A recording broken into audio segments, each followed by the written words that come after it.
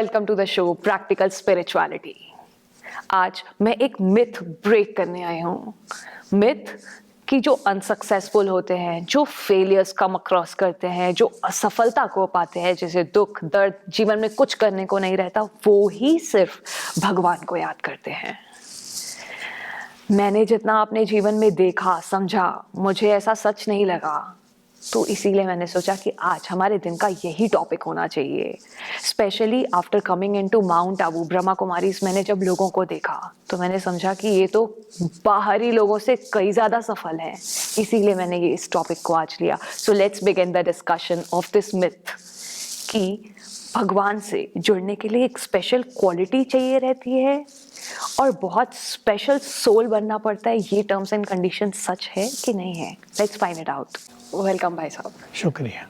एक भ्रम है कि लोग जो असफल हो जाते हैं वो फिर संन्यास ले लेते हैं, जो दिवाला मार लेते हैं अपने जीवन में वो संन्यास ले लेते हैं, फेलियर लाइफ में कम अक्रॉस करते हैं, बिजनेस नहीं चलता है तो जाके भगवान को याद करते हैं स्पिरिचुअलिटी मार्ग में। अपने एग्जाम्पल से स्टार्ट करूं तो आज जहाँ पे हजारों लाखों लोग एक्टर बनने के सपने देखते हैं, आज के ही दिन ये तो सफलता का दिन है, पर फिर भी मैंने चुनाव किया कि मुझे अपने लाइफ में स्पिरिचुअलिस्ट बनना है, स्पिरिचुअलिटी में ही जाना है और इसी में मुझे आगे बढ़ना है, मुझे और कुछ भी नहीं करना है। Spirituality is my interest. पर वो इंटरेस्ट को रिस्पेक्ट ना करते हुए, मेजॉरिटी को, लोगों को देखते हुए ऐसा blame, a founding father of this organisation Brahma Baba, मैंने पढ़ा है उनके बारे में कि ज़्यादा तो नहीं जानती हूँ पर थोड़ा सा, कि वो बहुत सक्सेसफुल बिजनेसमैन, ज्वेलरी का बिजनेस करते थे और उन्होंने उस समय वन फाइन डे, एक अच्छे दिन डिसाइड किया कि अब मुझे इस मार्ग पे आगे बढ़ना है। आपका क्या कहना है इसके बारे में? बिल्कुल, आपने भी जो मिथ था उसको फेल कर दिया। आपने संपूर्ण सफलता पाने के बाद स्पिरिचुअलिटी ज्वाइन कर ली और एक तरह से मैं कहूँ तो फिल्म डिवीजन से संन्यास ले लिया। ऐसे ठीक है? हाँ जी, एब्सोल्युटली। और ब्रह्मा बाबा बहुत ही सक्सेसफुल ज्वेलर थे। उनका नाता तत्कालीन राजाओं से बहुत ज़्यादा था। वो राजाओं के महल में सीधे चले जाते थे, उन्हें कोई रोकता नहीं था। रानियों को, राजकुमारियों को सब दिखाते थे और वहाँ तो ज़्यादा सौदा भाव होता नहीं राजाओं के पास। जो कहा वो उन्होंने दे दिया। बहुत सफल नाम हो रहा था। मैं देखी कोलकाता में उनकी जहाँ वो शॉप थी। अच्छा। एक जो जिसको कहें बहुत प्रसिद्ध वो मार्केट, बहुत प्रसिद्ध स्थान है जहाँ सबको दुकान मिल जाए, ये संभव नहीं है। सब कुछ एक क्षण में छोड़ दिया। बहुत सारी धन संपदा और बहुत सारा मान सम्मान। देखिए, धन संपदा मनुष्य छोड़ देता है, लेकिन मान सम्मान को छोड़ना ये एक बहुत सुंदर और सूक्ष्म और बड़ी चीज़ होती है। स्पिरिचुअलिटी के मार्ग पे ये बहुत ही ज़रूरी भी होता है। तो बाबा को तो साक्षात्कार करा दिए शिव बाबा ने और उनको कहा कि तुम्हें एक नव युग की स्थापना में मेरा साथी बनना है, मुझे तुम्हें अपना मीडियम बनाना है, तैयार हो जाओ। और तुरंत तैयार हो गए। जब आप शिव बाबा बोलते हैं सुप्रीम सोल, सुप्रीम बीइंग है, जो क्रिएटर ऑफ द वर्ल्ड है, जो सबसे हाईएस्ट ऑन हाई है, उसकी बात हम करते हैं। ओके, उनके इंस्ट्रक्शन से ब्रह्मा बाबा ने सब कुछ, बस यही था। यही बात लोग नहीं जानते थे कि शिव बाबा ने उनके तन में एंटर किया और उनको सारी डायरेक्शन दे दी। तुम्हें ये करना है, अब ये नहीं करना है, वो सब छोड़ दो।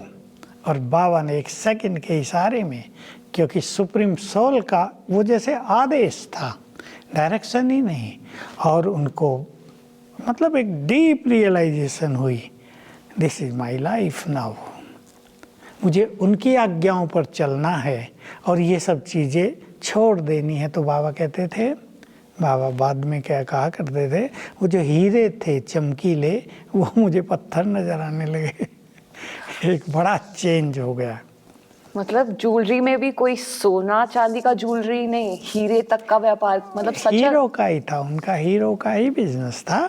और ज्वेलरी वो बनवाते थे दूसरों से, जो बनाने वाले होते हैं, और उसमें बहुत सारे हीरे जड़ते थे, क्योंकि राजाओं तक जाता था और बहुत बड़े बड़े लोगों तक जाता था वो, इसलिए हीरो का व्यापार ज़्यादा था उनका।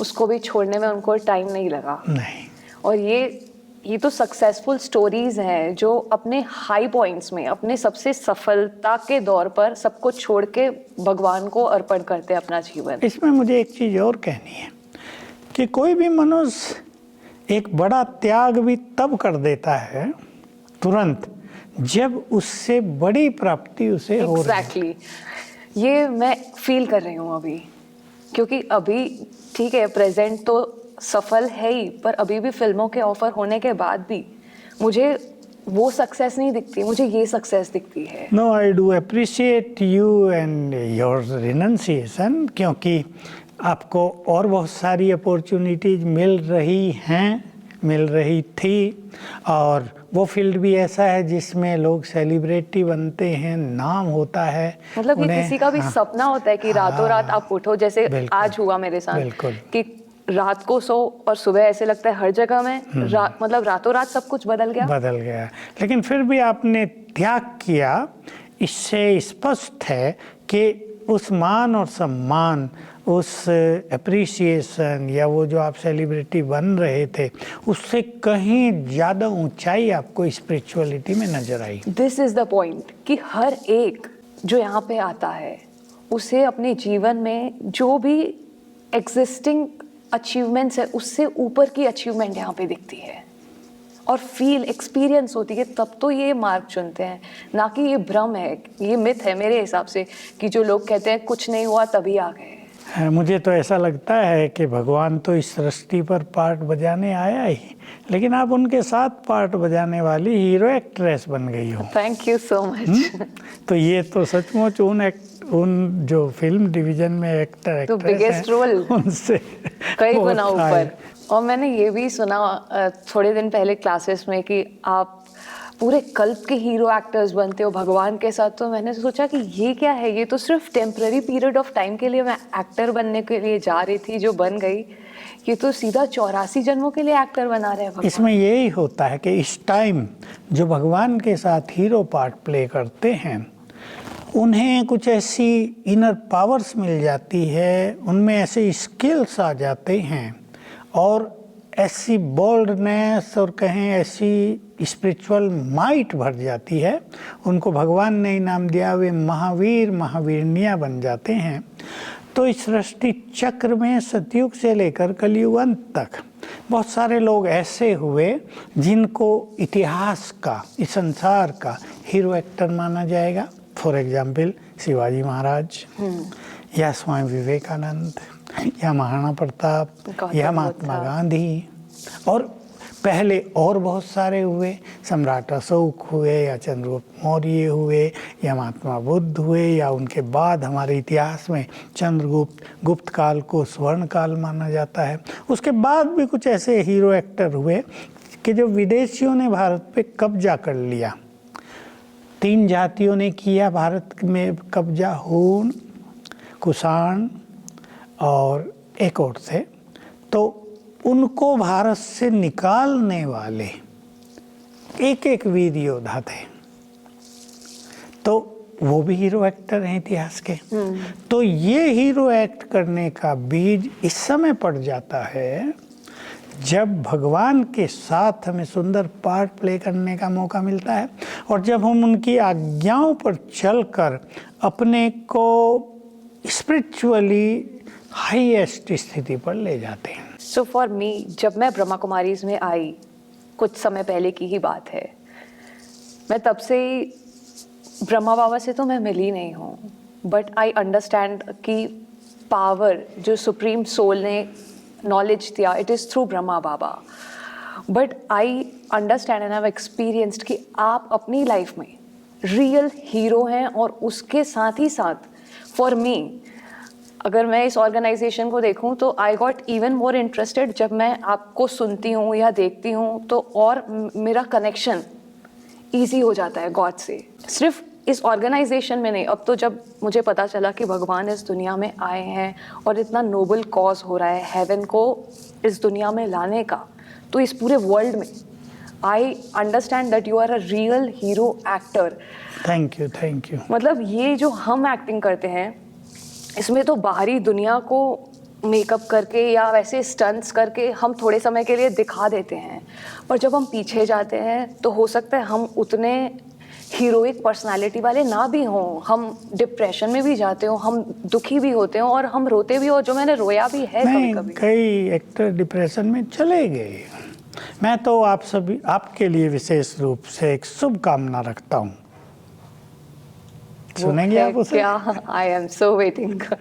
तो वो शुभ कामना ये है, एक डीप डिजायर है कि आप स्पिरिचुअली अपने को ऐसा एग्जाम्पल बना दें कि संसार के, केवल भारत के नहीं, संसार के सारे एक्टर एक्ट्रेस, छोटे बड़े, हीरो या कॉमन, सब आपके जीवन से प्रेरणा लेकर ऐसा एक्ट करें, अपनी मन की स्थिति को ऐसा सुंदर बना दें कि सतयुग, त्रेता, द्वापर, कलयुग, चारों युगों के वो श्रेष्ठ एक्टर एक्ट्रेसेस बन जाएं।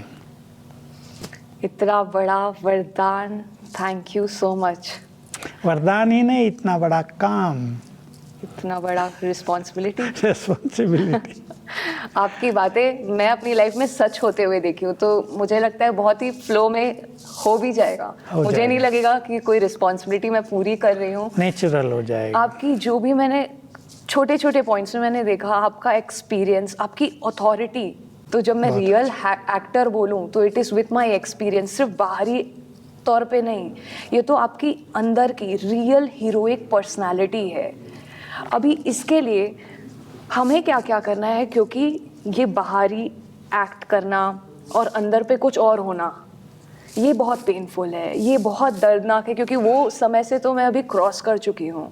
इसलिए इसको एक्टिंग कहते हैं। राइट। इसीलिए से एक्टिंग के अंदर मनुष्य कुछ भी हो, पर उसको एक्टिंग वही करनी है जो उसको रोल दिया गया है, पूरा खाली भी हो। हाँ, तो लेकिन हम लोगों के यहाँ क्या है कि हम जो कुछ हम हैं, इन फैक्ट, इन रियलिटी, उसी के द्वारा हमें संसार को बहुत कुछ देना होता है। हम ये नहीं कर सकते, न किसी से होगा कि हमारे पास तो पावर ना हो और हम पावरफुल वाइब्रेशन संसार को देना चाहते हों। इट्स इम्पॉसिबल, क्योंकि हम एक ऐसे एक्ट की ओर देख रहे हैं जो आने वाले 10 सालों में हमें करने हैं कि संसार में जो कुछ बढ़ेगा उसमें संसार के सारे साधन, इवन गवर्नमेंट्स भी हैंड्स अप कर देंगे, वी कांट डू एनीथिंग। तब हमें संसार को राहत देने के लिए, इसको एक भाषा में सकाश कहते हैं, वाइब्रेशंस देने के लिए, पावर देने के लिए, साहस और हिम्मत बढ़ाने के लिए, अपने को उस स्टेज में फुल और परफेक्ट बनाना है। तो हम संसार को ये सब कुछ दे सकेंगे। इसको कहा जाता है स्पिरिचुअल लैंग्वेज में, you will become hero actor. तब सारे जो एक्टर्स हैं, संसार का हर प्राणी एक्टर है। देखिए वो एक्ट कर रहा है ना, अपने जीवन में हर व्यक्ति एक्ट कर रहा है, और उसकी वो एक्ट रियल है, वो एक्टिंग नहीं है, उसका वो रोल रियल है। परिवारों में जो सब कर रहे हैं तो वो सब भी श्रेष्ठ रोल प्ले करना सीख जाएंगे। इसीलिए कहते हैं we are all actors in this world stage drama. Yes. तो अभी अंतर हम दोनों के एक्टर होने में इतना है कि ये बॉडी को हम एक्टर बोलते हैं और यहाँ पे soul, the reality soul actor है। Soul is acting through body. तो बहुत बड़ा अंतर होगा। वो हो गया फिजिकल थिंग, फिजिकल वर्ल्ड, और ये हो गया spiritual world. And this is real. Yes. And this is artificial. इसीलिए अंतर पड़ता है, क्योंकि हम अपनी सोल को ट्रेन नहीं करते हैं। That is why we go in to darkness, तभी हम डलनेस में चले जाते हैं। इसलिए बहुत सारे जो एक्टर एक्ट्रेस हैं उनके लाइफ से अब लोग बहुत ज़्यादा खुश नहीं नज़र आते हैं। और सबको पता चल गया सबको है। यही बात हुई कि मीडिया के कारण उनकी छोटी छोटी चीज़ें अब लाइट में आ रही हैं, तो लोग सोचते हैं this life we have not to follow them. अब ये युवा पीढ़ी में एक संस्कार उभरता जा रहा है, और ये उभर कर इतना उभर जाएगा कि सारे युवक स्पिरिचुअल लीडर्स को ही फॉलो करेंगे। हो ही रहा है। उन्हें मतलब आज की 21st सेंचुरी इतनी स्मार्ट है कि वो आपकी पर्सनल लाइफ देख के आपको इंस्पायर होती है। बिल्कुल यही हो रहा है आजकल के युवकों को हम ऐसा वैसा और मैं ना एक समझे। एग्जाम्पल हूँ। हाँ, ऐसा वैसा ना समझे। हाँ। वो बहुत कुछ देखते हैं, वो हमारे बोल से सब कुछ समझ लेते हैं, वो हमारे देखने से, हमारे एटीट्यूड से, फेस से सब कुछ रीड कर लेते हैं। So that is why it's a big thing कि सारे यूथ जनरेशन स्पिरिचुअलिटी की तरफ इंक्लाइन हो रही है, तो पॉजिटिव पॉइंट है। और ये हमें करना ही होगा, वो न भी हों तो हमें उनको कराना होगा, क्योंकि उनके जीवन में जो आजकल समस्याएं बढ़ रही हैं उससे ये संसार अनअवेयर है, और हम संसार को, सरकारों को, यूथ्स को अवेयर कराना चाहते हैं कि ये पीरियड आ गया है इस साइकिल में कि जब युवा वर्ग में मानसिक रोग, depression, lonely feelings, unhappiness, anxiety, बहुत ज़्यादा टेंशन, स्ट्रेस ये बढ़ता जा रहा है। अगर हम युवा पीढ़ी को इससे बाहर न निकाल सके तो युवा पीढ़ी का नहीं, संसार का भविष्य अंधकार में हो जाएगा।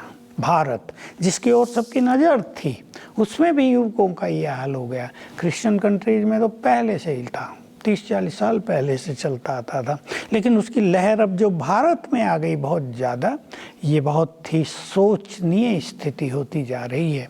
इसलिए मैं सभी युवकों को कहूँगा, अब कुछ बुरी चीज़ों को रियलाइज करें, उनका त्याग करें और स्पिरिचुअल मार्ग पर आकर अपने फ्यूचर को बहुत सुंदर बनाएं।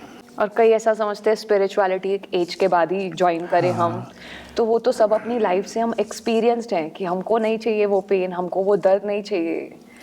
आज ही मुझे एक बहन का, लड़की का फ़ोन आ रहा था। मैंने पूछा कितनी आयु है? 21 साल, ग्रेजुएशन किया है, कंपटीशन देना चाह रही हूँ, लेकिन न पढ़ने को मन कर रहा है, न अपने में कॉन्फिडेंस रहा है कि मैं ये कर पाऊँगी, और अगर कुछ पढ़ती हूँ तो कुछ भी याद नहीं रहता है। और एक दो चीज़ उसने बताई, जब मैंने पूछी तो मुझे समझ में आ गया कि ये तो डिप्रेशन की ओर जा रही है। अभी कैसे वो एग्ज़ाम देगी, न तैयारी कर पा रही है, और एग्ज़ाम बहुत जल्दी है, 2 मास में ही है, न तैयारी है, न पढ़ने को मन कर रहा है, न कॉन्फिडेंस है कि मैं कर पाऊँगी। तो ये बिगिनिंग ऑफ द डिप्रेशन। तो युवकों को इस पीरियड में प्रवेश करने से बच जाना चाहिए। ये उनके लिए गोल्डन पीरियड है, गोल्डन अपॉर्चुनिटी है कि वो उधर जाने से बचें, पहचान लें, नहीं तो उनकी इनर पावर सारी नष्ट हो जाएंगी और फिर वो संसार में कुछ भी नहीं कर पाएंगे। तो इसका कोई रीज़न है, जैसे आपने अभी केस बताया कि कुछ करने का ही मन नहीं कर रहा है उनका? उसका कारण ये हो गया है, ये डिप्रेशन की बिगनिंग स्टेज है, उसका कारण ये हो गया है कि ब्रेन सबके इस टाइम बहुत वीक हैं। उस वीक ब्रेन पर प्रेशर बहुत ज़्यादा। अभी देखिए इस लड़की की जिसकी मैं चर्चा कर रहा था, इसके सामने कितनी बातें हैं। एक तो ये एक अच्छा कंपटीशन देना चाहती है, दूसरी ओर इसकी शादियों की बात चल रही है, उसमें इसकी बुद्धि जा रही है, तीसरी ओर इसके माँ बाप भी इस पर कुछ ना कुछ प्रेशर बनाए हुए हैं, तुम्हें ये करना ही होगा, ये नहीं करोगी तो अच्छा नहीं रहेगा तुम्हारा भविष्य, हमें तुम्हारी शादी ऐसे घर में करानी है, उसके लिए ये ज़रूरी होगा। तो ये अपने को खुश रख ही नहीं पा रही है। तो एक ब्रेन वीक हुआ, एक प्रेशर बहुत ज़्यादा हो गया, और तीसरी चीज़ हुई, मुझे कहना ही पड़ता है, किसी को बुरा लगे या अच्छा, सोशल मीडिया। एक लड़की 12 साल की, कल केस आया, डिप्रेशन में है। डॉक्टर ने उसे पूछा तुम्हारा डिप्रेशन कैसे ठीक हो सकता है बेटी छोटी? कहा पापा को मोबाइल दिला दे, बस मैं ठीक हो जाऊंगी। देखिए अब उसको मोबाइल दिला दें तो वो उसमें लगी रहेगी, नहीं दिलाया जा रहा है, माँ बाप नहीं दे रहे, वैसे नुकसान होगा, तो उसको और डिप्रेशन हो रहा है। अब ये ऐसी सिचुएशन हो गई ना, देखो वो तो बच्ची है 12 साल की, 8वीं क्लास में पढ़ती है, कि वो क्या करें उनके माँ बाप, और उसको डॉक्टर के पास ले जाना पड़ रहा है। तो इन सब चीज़ों से बचना है। ये समय का एक डेंजरस प्रभाव पड़ रहा है संसार पर, युवकों पर खास। तो मैं तो सबको कहूँगा, अगर कुछ करना है ज़िंदगी में तो स्पिरिचुअलिटी को साथ लेकर चलें। वो ऐसी चीज़ नहीं है स्पिरिचुअलिटी, इसकी हम चर्चा कर चुके हैं कि किसी को घर छोड़ना पड़े, किसी को काम छोड़ना पड़े, आपको ये कहा जाए कंपटीशन वगैरह छोड़ो, आपको ये कहा जाए आप हायर स्टडी ना करो, ये सब कुछ नहीं है। जो कुछ आप कर रहे हैं उसके साथ स्पिरिचुअलिटी को जोड़ दो तो आपके स्किल्स, आपके टैलेंट्स निखर जाएंगे, आपकी बुद्धि बहुत निखर जाएगी। जिस चीज़ को याद करने में आपको 2 घंटे लगते हैं, आप 1 घंटे में परफेक्ट हो जाएंगे उसमें। ये स्पिरिचुअलिटी का प्रभाव होगा। ब्रेन पावरफुल भी होगा और ग्रहण शक्ति भी उसकी बहुत बढ़ जाएगी, तो एफिशिएंट बना देती है। एफिशिएंट।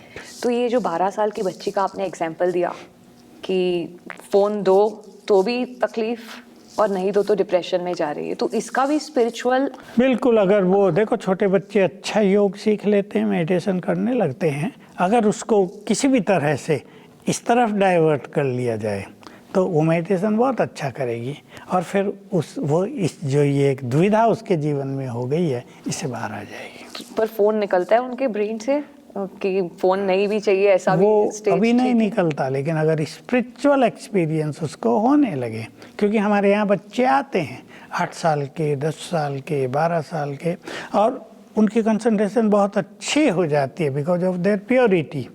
तो वो एकदम इसमें आगे बढ़ने लगते हैं, और जब थोड़े भी एक्सपीरियंस होने लगेंगे तो उन चीज़ों में जो लगाव है, ये अटैचमेंट जैसा है ना, वो सबके हाथ में फ़ोन देखती है, छोटे बच्चों के हाथ में एंड्रॉयड फ़ोन देखती है, साथियों के हाथों में वो है, वो बात करते रहते हैं, वो गेम खेल रहे, वो कार्टून देख रहे, तो इससे उसको डिप्रेशन हो रहा है कि उसको लोग देखते हैं, देखा ये कैसी लड़की है, गरीब घर की है या क्या है, इसके पास फ़ोन ही नहीं है। इसका उस पर इफ़ेक्ट होता है, लोग बोलते हैं और लोगों को, बच्चों को वो देखती है।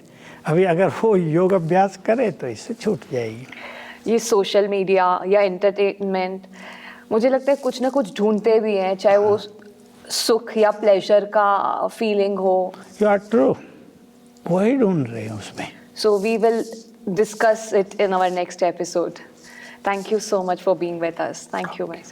So special day की हमारी आज की लर्निंग, जो भाई साहब ने वरदान दिया, ब्लेसिंग दिया, हीरो पाठधारी, hero actor of the whole कल्प, golden age, silver age, copper age, iron age, चारों युगों के हीरो एक्टर। ये तो छोटी पोजीशन थी, टेम्पररी पीरियड के लिए एक्टर थे, पर ये जो ब्लेसिंग है ये हम सबके लिए होल्ड ट्रू करती है, ये हम सबके जीवन पे लागू होती है, क्योंकि अब एक्टर्स कौन, हम सोल एक्टर्स, जो अपनी सोल को मेडिटेशन से, गॉडली रिमेम्बरेंस से ट्रेन करते हैं और पूरे वर्ल्ड को इंस्पायर करते हैं। So let's inspire the world like that by training ourselves. Thank you.